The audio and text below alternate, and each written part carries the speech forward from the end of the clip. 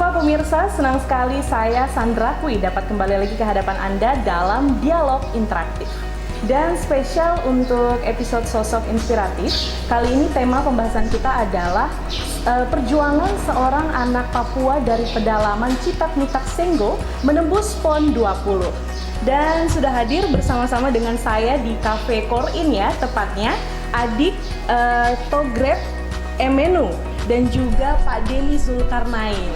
Nah, jadi adik Togret ini adalah salah satu atlet yang akan mewakili tim voli pasir di PON 20 nanti. Halo adik Togret dan juga kakak Denny. Panggilnya kakak atau Pak nih? Sudah yang akrab saja. Yang akrab aja kak ya. Oke deh. Ya, terima kasih nih atas waktunya nih menyempatkan waktu untuk ketemu di dialog interaktif kali ini. Mungkin kita sebelum masuk ke tema pembahasan lebih lanjut, ada baiknya kita kenalan dulu ya. Karena ada pepatah tak kenal maka tak sayang nih. Nah, jadi kita kenalan dulu. Dari adik Togret, mungkin bisa diceritakan, adik bisa sebutkan nama lengkap, juga kegiatan sehari-hari, asalnya dari mana, silahkan. Perkenalan, nama saya Togret Emenu, asal dari Citak-Mitak, Senggo, Kampung Tamaning. Oke, kegiatan sehari-harinya sekarang sebagai apa, adik Togret? Kegiatan sehari-hari saya saat ini apa masih bersekolah atau sudah selesai? Sudah lulus kemarin ya? Sudah lulus dari SMA? SMA YPK Merauke. YPK Merauke, oke. Dan sekarang ini kesibukannya apa? Tergabung dalam latihan ya? Latihan menuju ini ya, PON 20 ya? Oke, baik.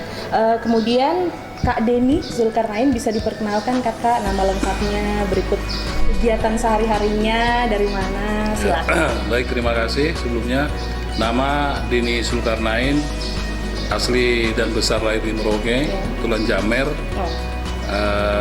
Saya anggota TNI AU, keseharian berdinas di Lanut Johannes Abraham di Mara.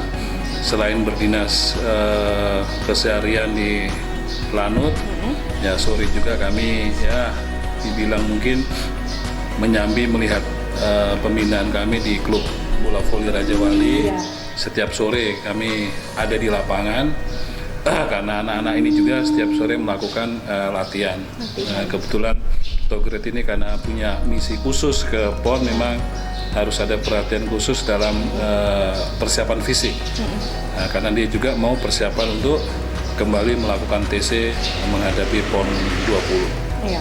Nah, dan Kak Denny di sini ini kan sebagai pelatih ya, sekaligus pembimbing. Bisa diceritakan dulu ke pemirsa di rumah mungkin awal pertemuannya di mana sehingga bisa bertemu, dan ini kan sudah kenal lama ya dari semenjak adik Togret ini kelas 1 SMA. Bisa diceritakan Kak Denny? Jadi awalnya untuk khusus Togret memang saya menjadi, kalau saya bilang awalnya bukan pelatih lah ya, menjadi seorang kakak iya, orang tua iya. Tahun 2010 itu ketika senior saya mutasi ke luar Merauke, disitulah terjadi kekosongan dalam klub. Nah, mungkin karena saya yang paling senior di situ, ya saya mencoba bagaimana membina mereka, menggalang mereka. Untuk khusus Togret, ketika dia dari kampung menuju kota untuk melanjutkan tingkat sekolah SMA, nah disitulah mungkin karena hobi voli, melihat lapangan ada latihan, dia langsung saja masuk saja lah ya. Tapi setelah saya melihat beberapa kali dia secara luar, anak ini punya potensi ya, yang memang harus kita rawat lah ya, bahasanya kita rawat. Rawat itu ya membina, ya mengasuh dan segala macam. Betul.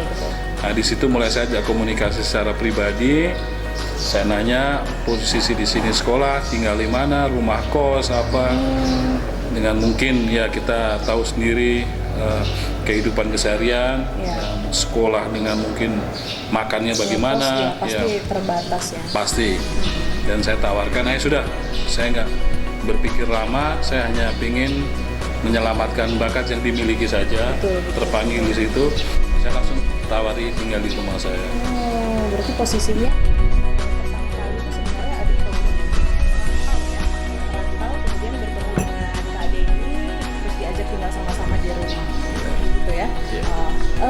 untuk Ade Togret, memang dari awal itu sudah ada keinginan untuk jadi atlet kah sebelum sampai ke Merauke?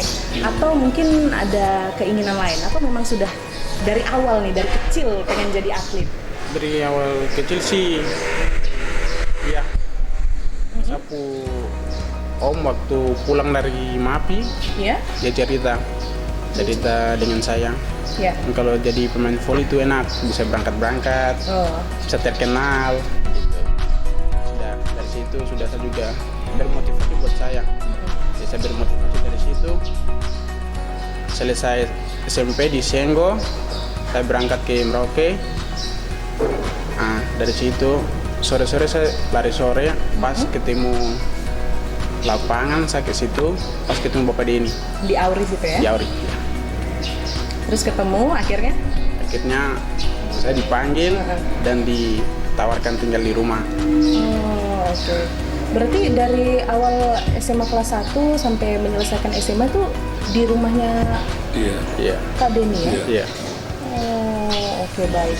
Nah, awalnya tuh dari mana Kak Denny melihat Adik Togret ini punya potensi? Pasti Kak Denny ini punya background pemain bola voli nih, kalau bisa melihat potensi dari luar saja, dari kasat mata saya sudah bisa melihat potensi. Pasti Ya memanglah kita kembali ke pribadi kita ya. Kita kalau memang sudah sering seneng lah, hobi. Kalau saya bilang saya hobi, mungkin semua olahraga bisa lah ya. Mungkin sampai yang tenis lapang yang mungkin orang lihat agak sedikit kelas atas. Iya. Kebetulan kita mau belajar bisa lah ya. Saya bisa juga. Tapi voli ini karena sering kita bilang olahraga masyarakat juga, selain sepak bola. Kalau untuk di tim Lanut ya kita pastilah masuk dalam tim lah. Iya. Walaupun tidak sebagus mungkin, tapi di situ kita memang dari kampung pun saya kebetulan saya lahir di Kumbe, tapi besar saya di Rawasari ya. Rawasari itu dulu dikenal kampung, termasuk di kampung Trans, the best-nya voli. Itu orang tua saya. Jadi zaman era bapak saya itu yang ada di kampung sana memang sudah pemain voli.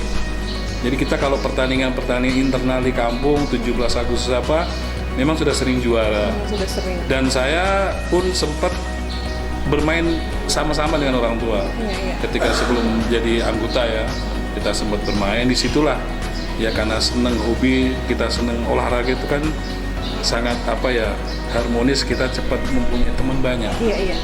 Nah situlah, karena di Lanut saya juga kebetulan juga hobi seperti itu, ya akhirnya yang ngurusi bola, yang ngurusi voli. Oh, kebetulan juga. Kak Denny Di yang ngurus ya? voli ada timnya Lanut ya, kita ikut menjadi pemain juga. Di timnya Lanut Voli kita juga ikut main. Nah kalau di sepak bola ya saya bisa mengkaderkan regenerasi untuk ada yang pelatih apa, saya tinggal memberi support. Iya, khususnya Tapi kalau generasi muda Papua ya. khususnya anak Papua, karena sepak bola pun kami kembangkan dengan bagaimana kita merekrut anak-anak di sekitar kita. Sekitar kita, betul. Terus di volley, ketika kita dulu hanya beranggotakan tim anggota, akhirnya hanya anggota dari dulu TNI ya? awalnya ya, Awalnya. masih Lanut Merauke. Betul. Tapi kami kembangkan dengan klub itu bagaimana kita bisa menampung, kita bisa menjadi media jadi anak-anak. Iya. Berarti namanya sekarang kan sudah menjadi klub Raja Wali. Klub Raja Wali. Salah satu tujuannya juga untuk merangkul juga anak-anak muda yang bukan anggota juga. Iya, kita kan juga di TNI AU tuh punya olahraga dirgantara. Oh. Ya. Tapi bagi saya TNI AU tidak harus kita punya olahraga yang ada di udara. Nah di darat pun kita ketika kita mau dan punya niat yang tulus Betul, bisa. why not, ya. Ya, jadi ya alhamdulillah dengan keterlibatan kita dengan niat yang baik dari sepak bola pun ya saya bersyukur juga pernah bangga punya salah satu anak bisa sampai ke timnas U23. Ini dari sepak bola. Putra asli Merauke ya? Dan Cornelis Kaimu yang mungkin banyak yang sudah tahu lah ya, yang sempat dimain di klub-klub. Artinya kita menginspirasi. Nah di volley ini dengan melihat bakat Togret yang menurut saya sebagai pemain dan pelatih selama ini sangat punya kelas di atas rata-rata. Pak Denny sudah bisa melihat itu Sudah ya, bisa, insting sebagai pemain dengan pelatih sudah ada. Nah. Jadi mulai dia pegang bola, dia passing, dia melakukan smashing, kita sudah bisa. Sudah bisa, ya? Sudah bisa, sangat bisa untuk langsung menyatu dengan, saya bilang, anak ini pasti ke depan bisa menjadi pemain yang potensial. Betul. Itu waktu masih kelas 1 SMA. Oh, udah lama ya. Fotonya 3 tahun lalu, fotonya pun masih yang culun, nggak pakai sepatu. Saya masih punya. Jadi disitulah ya. Tapi ya dinamika itu pasti ada.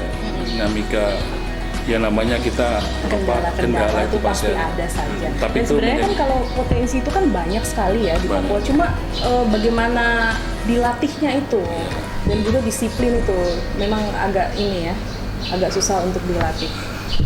Oke, baik, kita akan berbincang lagi lebih lanjut pemirsa. Namun setelah pesan-pesan berikut ini tetap bersama kami dalam dialog interaktif.